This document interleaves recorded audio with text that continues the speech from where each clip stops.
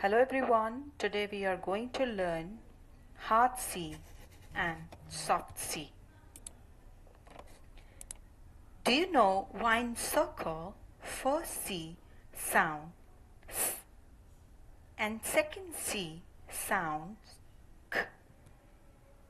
Remember, you have to look at the letter that comes after C.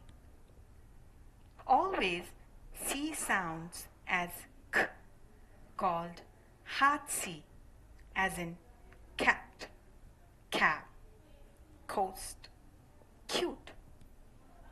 But if it is followed by letters E, I, and Y, then it makes S sound, called soft C, as in spicy.